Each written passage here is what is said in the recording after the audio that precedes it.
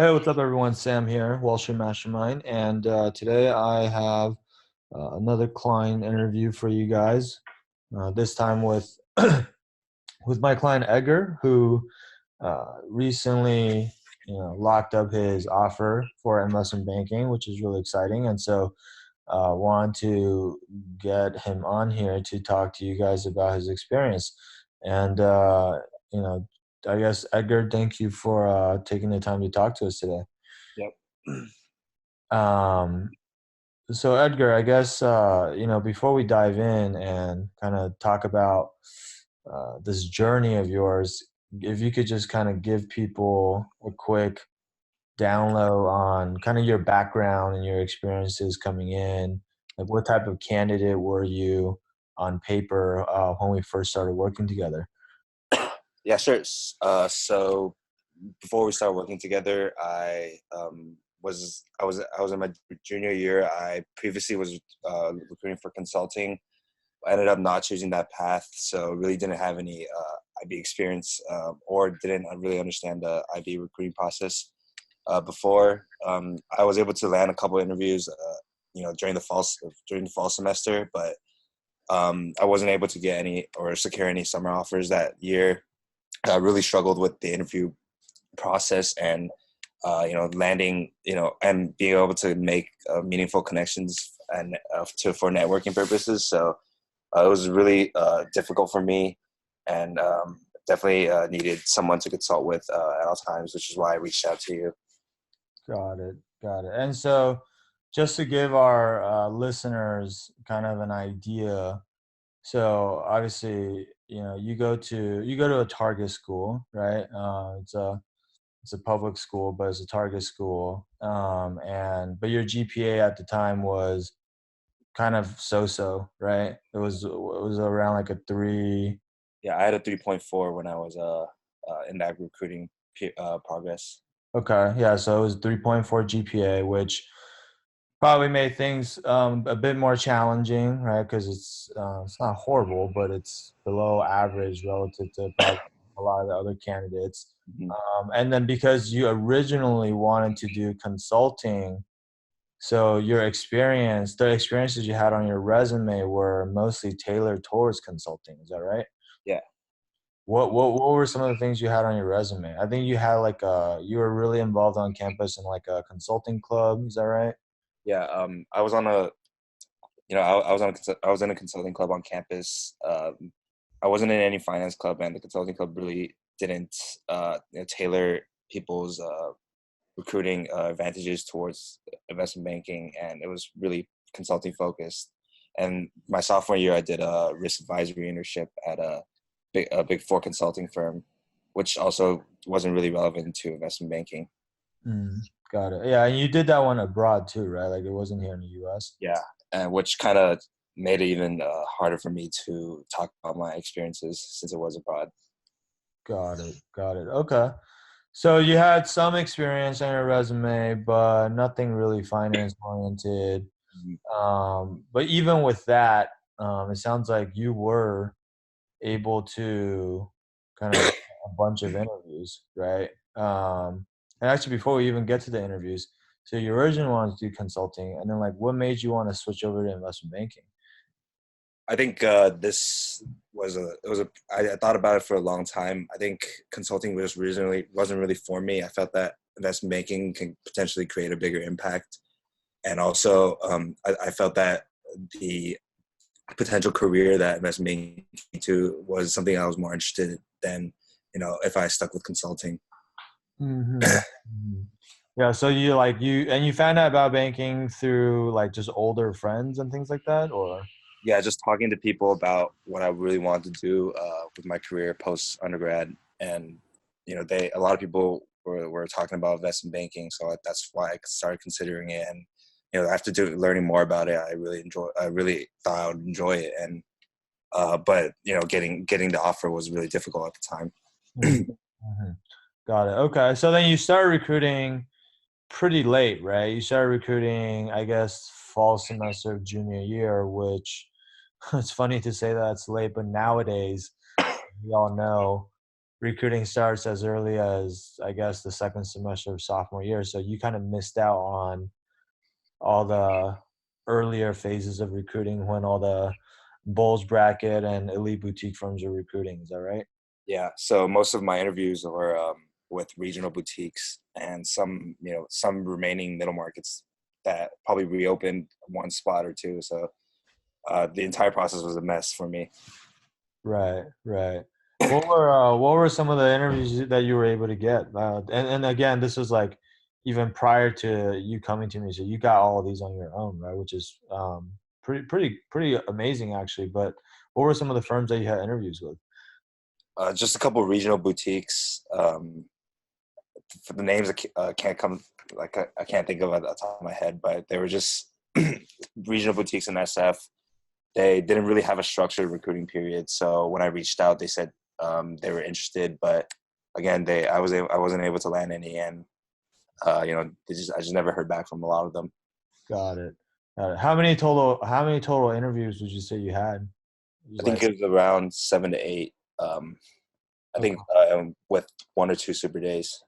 okay, okay. So you had 7 or 8 interviews, went to 1 or 2 super days, but then you didn't get any offers, basically. Nope. Okay. So that process probably took what, like 2 months or something like that once you started recruiting.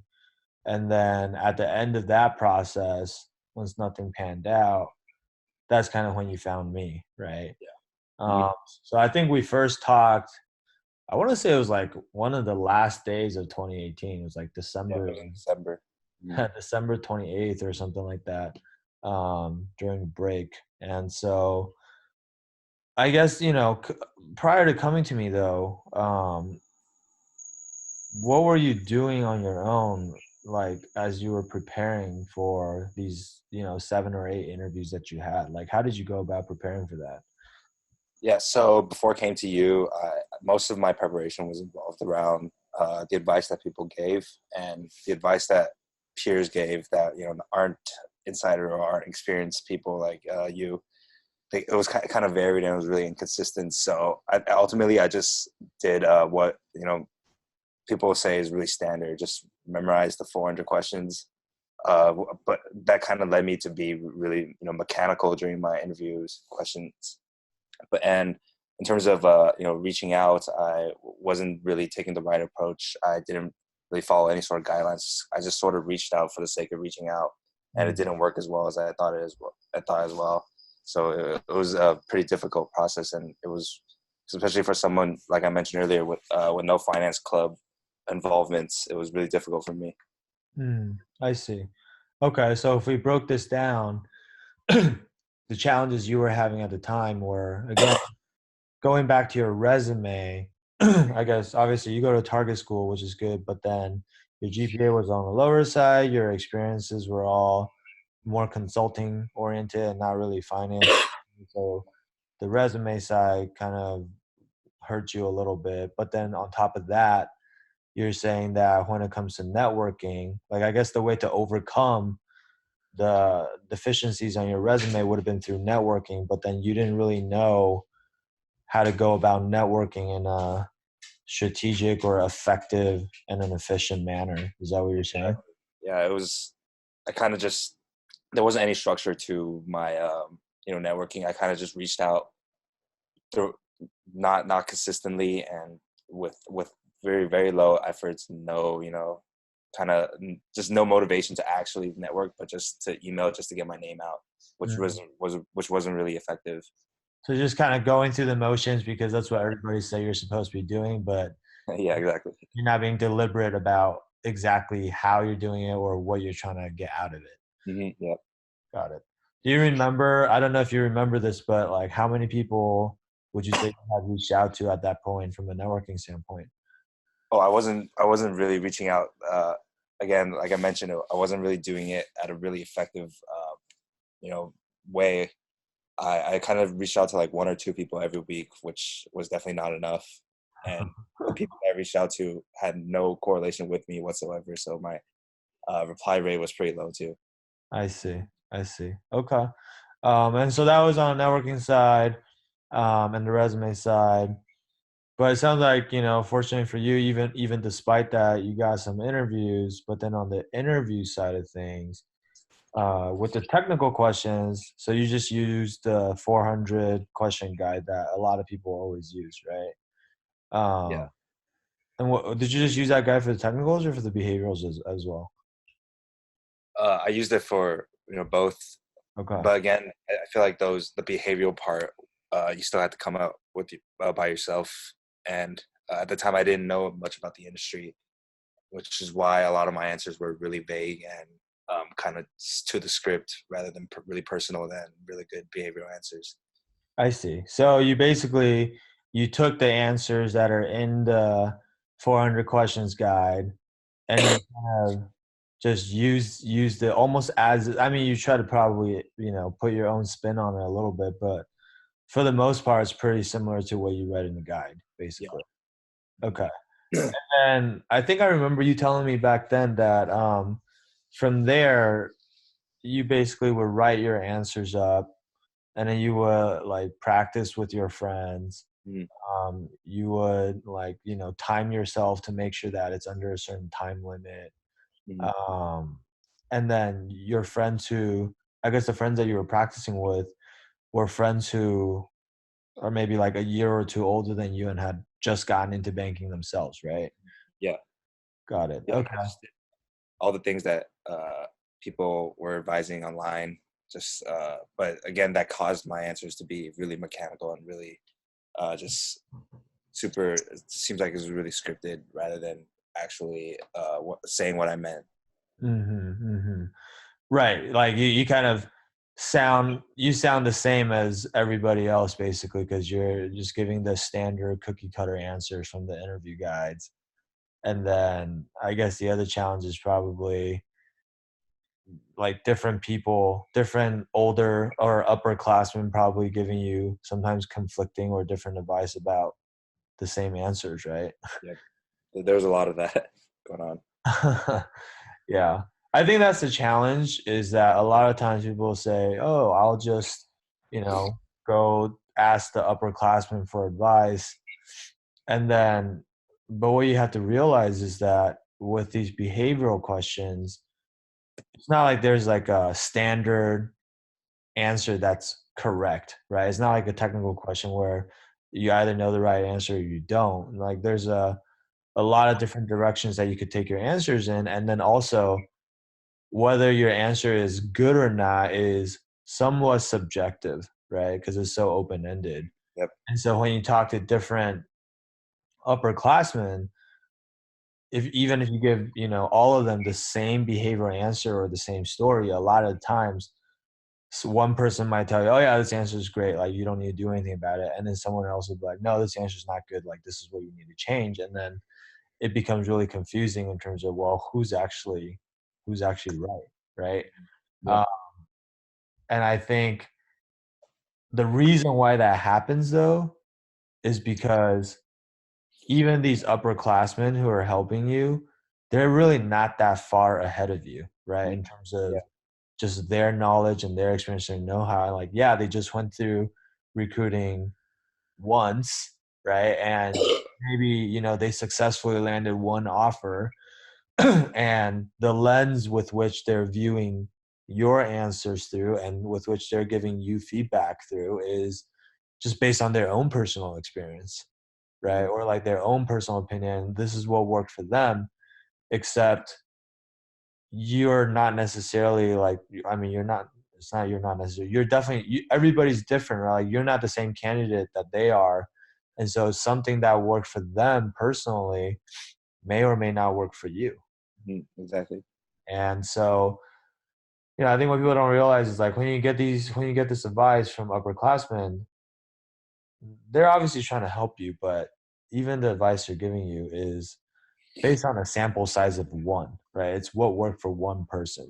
Mhm. Versus for something like behavioral questions, what you really need is like you want to know if your answers are it's not a pass fail, right? It's not like you either have the right answer or you don't. It's you're being graded on a curve, right? You're being graded on a curve relative to the rest of the candidate pool.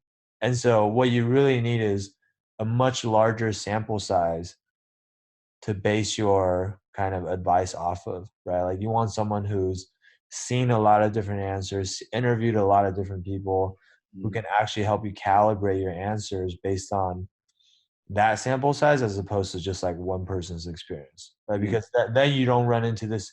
It's about credibility, right? And it's about like how qualified is this person to actually give me advice, and is this advice actually accurate, or Mhm. is this just kind of like one person's guess, basically, Mhm. right? Yep. So okay, so you struggle with the behaviorals, and the technicals, and then so then okay, at that point you decided you've tried that, you've gotten these interviews, and you tried doing it your way, and then obviously didn't get any offers, and Mhm. then so that's kind of when you came to Washington Mastermind, right? Yeah. Okay, so then like what um how did you find Washington Mastermind, and like what gave you the belief, or what made you feel like, hey, this could be a better way of doing things than whatever it is that you have been doing up to that point? Yeah. So I heard about you guys mainly because a lot of people at my school have prior experiences working with you, and also there were mutual connections on LinkedIn and Facebook as well. So when I saw that when I learned about this program just through the word of mouth, I thought if the other people can get or can have good experiences and have great rewards with the program, I should be able to do the same since we're all at the same school. And even though the circumstances for me were a little different, I was a little later to want to do IB and to actually join the program, but I felt that it could definitely help me because my biggest problems were that I didn't understand the process well. I wasn't able to answer the interview questions in a proper way. So I felt that these things I needed someone with experience to guide me through those problems instead of just keep asking for advices. Like I mentioned earlier, the conflicting advices from upperclassmen. I wanted one person with experience, to help me through the process, and um, you know, and to this day, it definitely worked out. Yeah, yeah. Okay, so like, can you talk a little bit about what's changed or what's been different with your approach since you joined Washington Mastermind? Like how did the program help you, or what did you start doing differently, um, that ended up getting you, a different result, I guess. Yeah, there are a lot of things, but I think the main ones were to start off, just chronologically. I started off with your guidance. I started networking properly. I actually sorted, I actually spreaded everything, all my contacts out. I took a more strategic approach to looking for potential networking targets. I didn't just try to swing at anybody who was available. I actually did it strategically, which worked out for me. In addition, I started actually learning the true I guess background behind all technical questions. I wasn't just memorizing off a kind of a full piece of paper. I was actually understanding all the concepts behind it, which definitely helped me understand more complex case questions during interviews. And then for behaviorals, especially, I started making it really personal to me. With my increasing understanding of investment banking, I felt that for behaviorals, I no longer needed to write everything down and memorize it. I could actually answer on the fly, and it would make a lot more sense since it is more personal that way. And yeah, just those three definitely helped a lot. And you just being there and answering all my questions, and being available even after I graduated from the program, I was able to ask you questions, and you were always there for me and responding really promptly. That definitely helped me a lot. So I'd say those are the main things that I did differently, and that worked out for me. Got it, got it. Okay, so got better at networking, took your technical knowledge to the next level, so it was no longer just about memorizing formulas and answers from the interview guys, but actually like truly understanding and internalizing the concept such that it's application knowledge. Like you were able to solve like complex case questions and things like that in interview settings. Yeah. And then on the behavioral side of things, just having more personalized, more unique answers that weren't cookie cutter or generic. And also, like, again, you weren't just like memorizing and reciting these answers. You were just like, you were able to be, it sounds like you were able to be a lot more conversational. Yeah, exactly. Okay, got it. And also, I mean, this entire process, I mean, from when you came into the program up until we're in, I guess, mid-August now. So that was like a 7 to 7.5 month process for you, right? And then so during that time, the other thing that we had to work on too was while you're prepping for all of these things, simultaneously helping you improve your resume over time too to make it more relevant for Mm. finance, right? Yeah.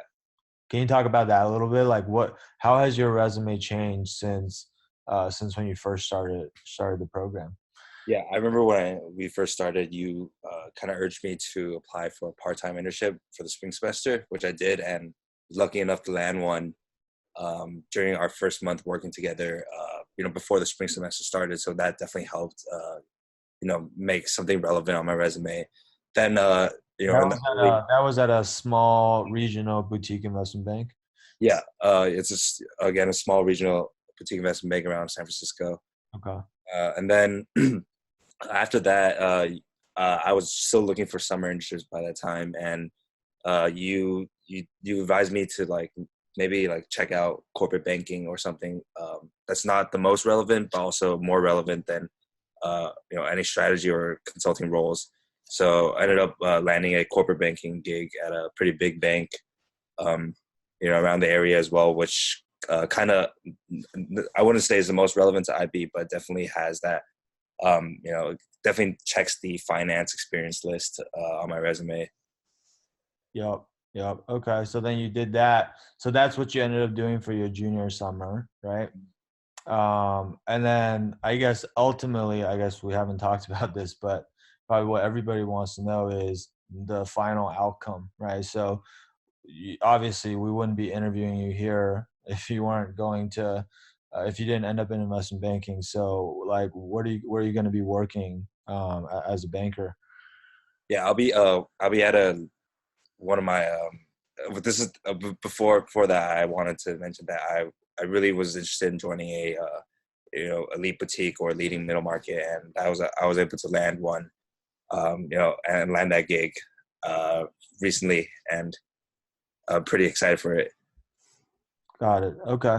And what type of group is it going to be? Is it, do you know, like industry group, product group, general? Yeah, it's gonna be a coverage group, which is what I always was aiming for. Hopefully, tech coverage. Haven't got I haven't been assigned yet to a certain group, but if coverage groups were what I was interested in, and yeah, it was able to work out really well for me. Got it. Okay. So we're gonna stay vague about it, but let's just say it's one of the upper middle market banks Yeah, out there, right? Like leading middle market firms. Think like, Jeffries, Houlihan, Lokey, Piper level type of bank that everybody's heard of, um, but and so that was like one of your top choices then. yeah. I definitely just wanted to work at a elite boutique or middle market, or one of the leading middle market, because multiple reasons, and luckily I was able to land one of my top choices. Awesome.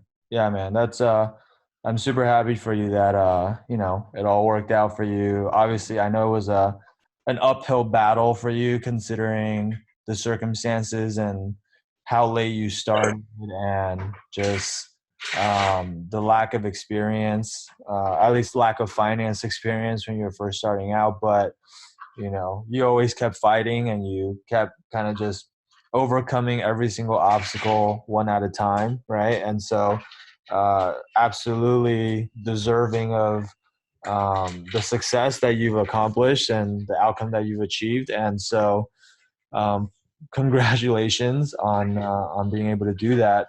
I guess before we let you go, do you have any last minute advice for, everybody else out there who's listening to this, who are, still recruiting right now, or, maybe they have they're going through similar circumstances as you? Like, what would you say to those people? Yeah, I'd say just obviously there's going to be things that you could do on your own, but I feel like with Wall Street Mastermind's help, if obviously Sam is going to provide you with great resources and great advice, and definitely would be more effective than doing it by yourself.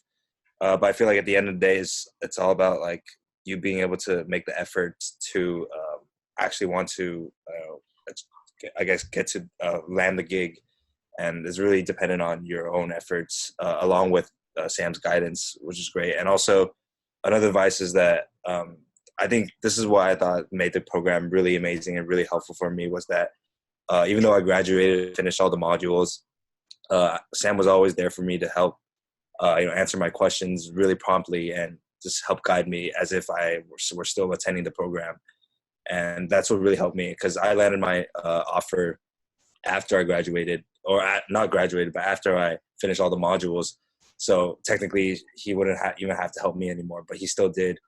And he still treated me as if I was still, in the program, which definitely helped me a lot. And I feel like that was one of the biggest things I gained from the program.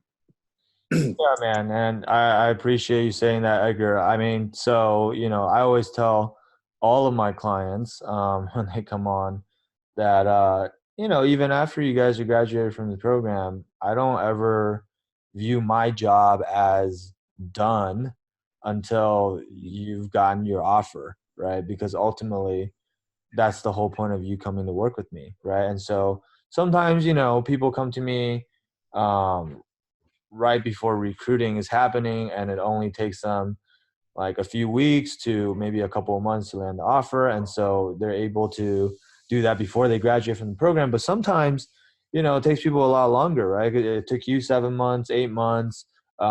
Sometimes people come to me as early as freshman year, in which case it could take them a year and a half to 2 years. But at the end of the day, like, it doesn't really matter to me how long it takes you guys to do it. The only thing that really matters to me is, can we get you there or not, right? Because ultimately, Yeah.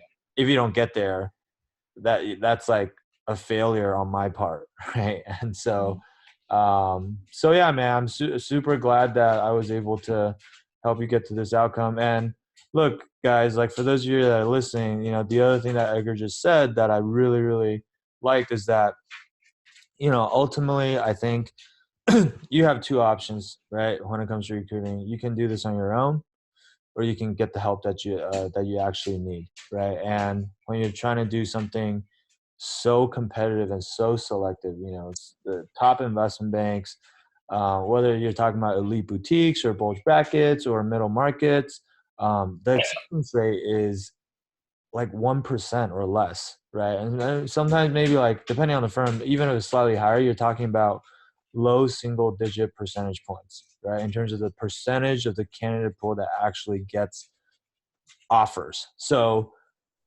sometimes I hear people say things like, well, if I can't do this on my own, then I probably don't deserve to be a banker anyway, or this is probably not the right job for me anyway. To me, that's crazy talk, right? Because nobody would, like, for example, like, nobody would ever tell um, an athlete who's trying to make it to the pros that if they can't make it to the pros on their own, then they shouldn't bother trying, right? All athletes that have gone to college, played Division I sports, and they eventually made it to the NBA or the NFL or whatever, they've all had coaches along the way. They've had trainers. They've had plenty of people helping them. And I use that analogy because the percentage of athletes who actually make it to the NBA or the NFL from college is about 1 to 1.5%, right? So it's like that's like in line with what the acceptance rate is for investment banking. And so you can try to you know, be a tough macho man and say, oh, I'm gonna do this on my own. If I can't do it, then I don't want it. But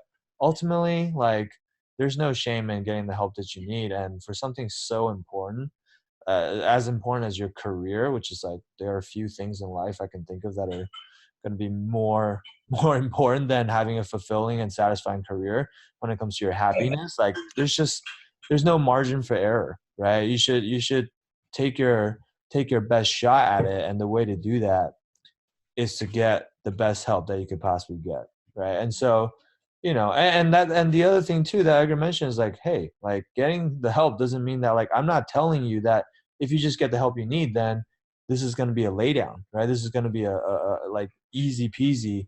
Like, that's not how it works. Like, Edgar had to work his ass off regardless, right? Like, I'm not just handing this job to you on a silver platter. Like, you're still gonna, going back to the athlete analogy, like, as the coach, I can give you all the best strategies and game plan to set you up for success. But if you don't show up, you don't go to practice, you don't put in the work. If when you're actually in the game, or in this case, the interview, you don't actually execute, then, and you don't score the goal, or you don't hit the shot, or whatever analogy you want to use, you're not going to win the game, Mm-hmm. right? So at the end of the day, you're still the most important variable in this, but it's just that, when you're blindly trying to figure this out on your own, you're just guessing. You're doing trial and error, and like, you make a lot of mistakes along the way, and it's inefficient and it's ineffective, and you're wasting opportunities, right? Versus if you just knew exactly how to go about it and how to do things the right way the first time, um, you can skip all of that, right? You can learn from the trial and error that I've already done on your behalf with all of my other clients before you, right? So it just saves you a lot of pain, saves you um, a lot of time too, especially if you're someone like Edgar who started late in the process, and you need to. The most important thing for you is to, accelerate your preparation process and just be as efficient as possible. Then, you know, you got to reach out and get help, right? So if that resonates with you guys, and you feel like, this is the type of help that you need, and, you want to get the type of result that Edgar's been able to get, then I would encourage you to reach out. And the first step to do that would be to schedule a free strategy session with me. And so you can do that by going to www.wallstreetmastermind.com/apply. Okay. But the street in Wall Street Mastermind is abbreviated. So street is abbreviated to ST. So it's wall, ST, mastermind.com/apply. And this initial strategy session is on the house, completely free. Not here to sell you anything. All we're going to do is help me understand your situation and where you're at currently and what it is that you're having challenges with.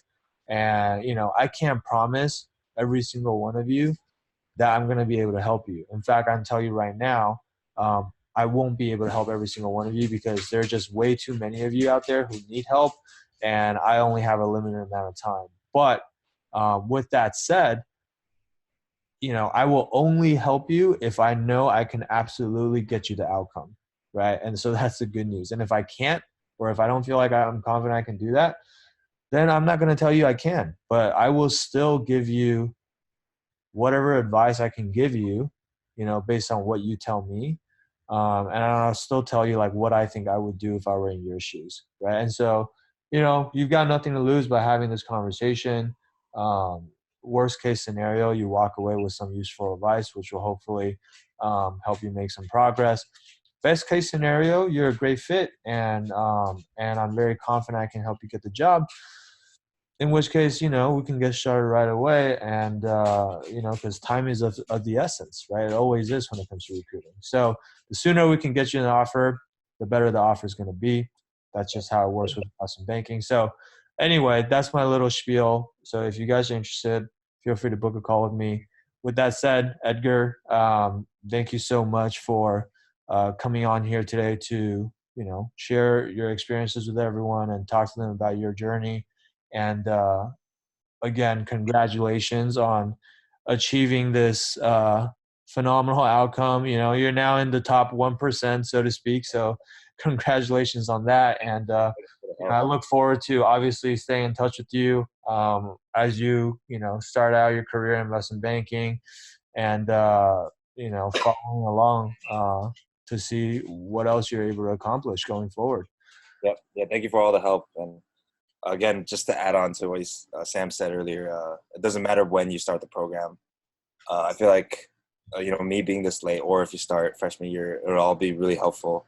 And again, he'll always be there to help you until you actually land the offer. So, so it doesn't matter when you start, or how accomplished you are before when you start. Yep. Yeah. As I tell people, because I'm going to support you until you're done getting the offer. The sooner you start, the more beneficial it is for you, actually, right? Because you're just getting more help from me, right? And so, yeah, man. Thanks again, Edgar, for coming on here, and I'll talk to you again soon. Yeah. All right, guys. Thanks for listening. That'll be it for today, and we'll be back with more client interviews in the coming weeks. All right. Talk to you guys later. Bye.